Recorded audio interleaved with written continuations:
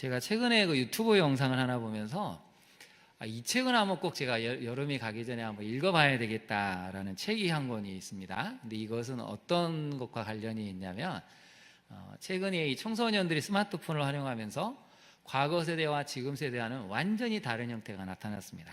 이집트 옛날의 고대의 비문을 보면 지금 애들 철이 없다, 정말 이 아이들이 이렇게 커가지고 나라가 어떻게 되겠냐는 이제 그런 고대의 글도 있지만 그거하고 지금하고는 비교가 안 되는 새로운 세대가 등장을 했는데요. 뭐가 걱정이냐면 아이들도 자기들의 상태를 안다는 것이고 더 큰 문제는 자살률이 어마어마하게 높아졌습니다. 근데 그게 묘하게도 시점이 어떻게 되냐면 딱 스마트폰이 등장한 것과 등장하기 않기 전에 비율이 폭발적으로 달라지고 있다는 것이죠. 먼저 영상을 한번 보시면 이게 무슨 내용이고 우리가 앞으로 교육의 방향성을 어떻게 잡아야 될 건가 좀 알 수 있을 것 같습니다. 요즘 어린아이를 키우시는 분들은 아이가 몇 살쯤 됐을 때 아이에게 첫 스마트폰을 줘야 되는지에 대해서 많이 고민을 하시는 것 같아요.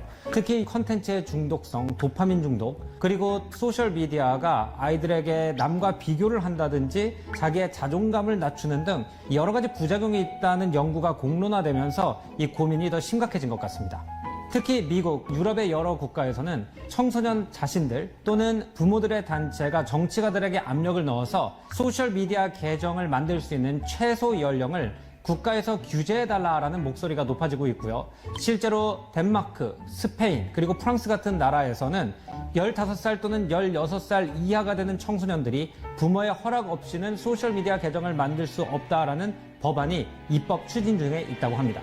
특히 학계에서 가장 강력한 목소리를 내고 계시는 분은 뉴욕대 현직 교수님인 사회심리학자 조나탄 헤이츠 박사입니다. Anxious Generation, 불안한 세대라는 책을 썼는데 조나탄 헤이츠 박사는 이 책에서 2012년, 즉 페이스북과 인스타그램을 청소년들이 광범위하게 사용하기 시작한 시점부터 갑자기 미국 청소년들의 자해율, 우울증, 불안증, 그리고 정신병동 입원율이 극적으로 올라갔다는 통계를 보여주면서 소셜미디어가 청소년들, 특히 여자아이들에게 얼마나 심각한 정신적 해악을 미치고 있는지를 책으로 발표를 했고요. 이런 것들이 공론화되면서 미국의 많은 학부모 그룹 그리고 청년 그룹들이 모여서 정부에 압력을 넣게 된 계기가 되기도 했죠. 조나탄 하이츠 박사는 굉장히 강경하게 아이들이 스마트폰을 가져도 되는 최소 나이는 만 14살이고 소셜미디어 계정을 가져도 되는 최소 나이는 16살이라고 명확하게 얘기를 합니다. 왜 세계적으로 저명한 심리학자가 14살과 16살을 벤치마크 나이로 설정했는지 직접 줌 인터뷰를 통해서 오늘 물어보기로 했습니다. 내용을 한마디로 정리를 하자면 책 커버에 있는 내용 Great Rewiring of Childhood라는 개념으로 딱 정리가 되는 것 같아요. 아동기의 거대한 재설계 또는 재배선이라고 해석이 될 수가 있을 것 같은데 인간이 공동체 생활을 하기 시작한 뒤 지난 수만 년 동안 어린아이들이 몰려서 노는 모습은 상당히 비슷했다고 합니다. 어른들이 열심히 일하는 동안 마을 한 구석에 아이들의 공간이 있었고 어른들의 감시 없이 아이들은 자기네들의 공동체를 만들어서 놀기도 하고 싸우기도 하고 화해도 하면서 자기 세대들만의 사회적 규범을 배워나갔다는 거죠. 제가 어렸을 때만 해도 아파트 놀이터에 가면은 어른들이 아이들을 항상 지켜보고 있지 않았죠. 그런데 1990년대에 미디어가 발전하면서 아동 유괴나 성추행에 대한 뉴스가 많이 퍼지기 시작하면서 부모들이 실제로 범죄율이 감소하고 있는 상황에서도 아이들이 밖에서 혼자 뛰어노는 거에 대해서 극도로 불안을 느끼기 시작해서 아이들이 자기들끼리 노는 시간이 엄청나게 줄어들었다고 해요. 그 비슷한 시기에 인터넷이 보편화되면서 집에서 혼자 나가 놀지 못하고 고독하게 인터넷 화면을 쳐다보면서 어린 시절을 지내는 것을 조나탄 하이츠 박사는 플레이 베이스드 차일드후드, 즉 놀이 기반 아동기에서 폰 베이스드 차일드후드 또는 스크린 베이스드 차일드후드, 화면 기반 아동기로의 변화라고 얘기를 하고요. 이 변화의 근간에는 사람들의 인식적 변화가 있었다고 합니다. 그 인식적 변화를 조나탄 헤이츠 박사는 현실 세계에서의 과보호, 벌추얼 세계에서의 충분하지 않은 보호, 이렇게 대조를 해요. 현실 세계는 우리가 상상하는 것만큼 위험하지 않은데도 밖에 나가서 아이들끼리 뛰어노는 거에 대해서는 부모가 굉장히 불안해하고 실제로 SNS 안에 끔찍한 장면, 성적으로 문란한 컨텐츠, 아동학대범들이 다 현존함에도 불구하고 컴퓨터를 집에서 하고 있으면 내 아이는 안전한 곳에 있어 라고 생각하는 정서, 이 정서 때문에 유년기의 모습이 완전히 바뀌게 되었고 바뀐 모습을 이 조나탄 헤이츠 박사는 The Great Rewiring of Childhood라고 얘기를 합니다. So children need to play and they need to play a lot. And the best kind of play is when children play together with no adult, because then there are conflicts and the children learn to work out the conflicts without an adult stepping in and saying, no, that wasn't fair. And the best kind of play is outdoors and physical. Children are physical creatures. They need to develop muscular control. They need to develop social skills, eye contact. They need to develop relationship repair skills. How do you apologize? Especially boys like to get together to practice war. Girls like to get together to bond. They do things more in pairs.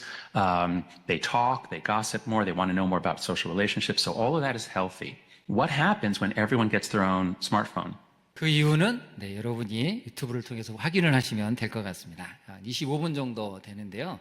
이 책은 분명하게 얘기합니다. 놀이를 통해서 아이들이 사회규범, 사람 간의 상호작용, 그리고 협력하는 공동체성을 배워야 되는데 스마트폰이 등장하면서 이게 다 무너졌다는 것이죠. 그래서 어떤 선생님이 댓글을 다셨는데 그런 댓글을 다셨습니다. 옛날 같으면 아이들이 교문에 오면 선생님하고 눈을 마주치고 왔니? 선생님 안녕하세요. 그 상호작용을 했는데 모든 아이들이 이걸 보고 있답니다. 눈 맞춤도 없고 모여서 놀자 하면 다 스마트폰만 하고 있고 상호작용이 전혀 없죠. 그러면 여러분 사람들과의 갈등이 생겼을 때 이 아이들은 어떻게 갈등을 해소합니까? 우리가 지금 봐도 사람들의 표정을 오해할 때가 많잖아요. 지나가다가 자기를 안 쳐다보면 나를 무시하나?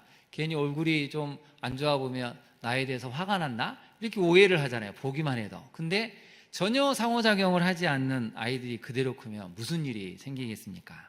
그래서 여러분 우리 다음 세대의 교육 방향을 엄청나게 패러다임을 바꾸지 않는 이상 우리 아이들이 앞으로 10년, 20년 후에 살아가게 될 세상은 정말 상상하기가 어려울 정도의 어려움이 생긴다는 것입니다.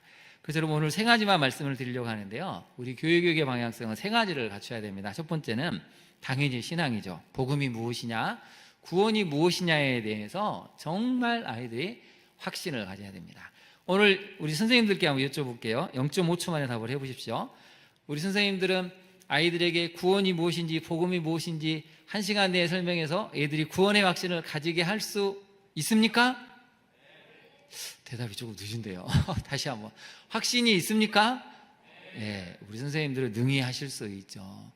여러분 내가 구원의 확신이 없는데 복음이 무엇인지 구원이 무엇인지를 가르치지 못하면 우리 아이들에게도 그걸 가르칠 수가 없습니다. 그러면 세상에 다른 종교를 찾게 된다는 것이죠. 두 번째는 놀이와 독서입니다. 여러분 사실 수련회 가서 저는 그렇게 생각합니다. 그냥 하루 종일 놀아도 괜찮습니다. 애들이 노는 게 첫 번째입니다. 열심히 놀면요 애들이 재밌는 게 나중에 이제 거꾸로 불안해집니다. 목사님 언제 성경 공부하나요? 언제 기도하죠? 수련회 왔으면 기도해야 되고 말씀을 읽어야 되는데. 근데 제가 옛날에 24년 전에 캠프를 가는데 이 4박 5일 이제 팀장으로 따라갔죠. 근데 애들이 밥 먹고 나면 뭐 하냐면 2-3시간 놀게 합니다. 얼마나 애들이 잘 노는지 모릅니다. 여기저기 막 깔깔깔거리고 녹고 숨바꼭질에 얼음땡에 고무줄놀이에 아이들이 너무너무 신나게 놉니다. 저는 그거 보면서 참 가슴이 뭉클해졌습니다. 이 아이들이 이렇게 잘 웃고 밝고 행복했던 시간이 얼마나 있었을까. 근데 우리는 놀이를 다 없애버렸죠. 체육 시간도 없애버립니다. 여러분 놀이터 가보십시오. 놀이터도요 옛날 우리가 탔던 놀이기구는 다 없습니다. 왜냐하면 위험하다고 다 치워버렸습니다. 부모들이 이건 위험해서 안 되고 이건 다칠 것 같고 해가지고 우리가 어린 시절에 탔던 놀이기구가 거의 다 사라지고 지금 완전히 안전한 것만 다 놔뒀다는 것이죠. 우리 때는 좀 타다가 넘어지기도 하고 긁히기도 하고 다치기도 했는데 그게 그냥 그러려니 하고 갔는데 지금은 아예 그런 게 없죠. 그래서 여러분 교회 학교는 잘 놀게 해줘야 되고요. 책을 읽게 만들어 줘야 됩니다. 그래야 창의성이 생기죠. 마지막 세 번째는 공동체성을 가르쳐야 됩니다. 공동체성이 없는 아이들이 나중에 어떻게 상호작용을 하고 건강한 하나님 나라, 하나님이 원하시는 이 창조 질서, 구원 질서를 세울 수 있겠습니까? 그래서 저는 건강한 선생님이라고 생각하면 잘 노는 선생님이라고 생각합니다. 여기서 말하는 논다는 건 세상적으로 논다는 것이 아니라 아이들하고 2-3시간 잘 놀 수 있는 건강한 선생님이면 저는 그게 최고의 선생님이라고 생각합니다. 우리 선생님들은 아이들하고 2-3시간 잘 놀 수 있으시죠? 네, 큰 소리로 답해야 됩니다. 잘 노실 수 있으시죠? 네, 잘 노실 수 있어야 됩니다. 그래야 아이들이 그 안에 규칙을 배우고 사회성을 배우고 인간다움의 존중을 배울 수 있는 것이죠. 앞으로 이 세 가지 방향성을 가지고 모두 성경학교 수련을 통해서 하나님이 기뻐하시는 다음 세대를 길러내는 우리 모든 교회학교 또 우리 선생님들 되시기를 진심으로 소망합니다. 네,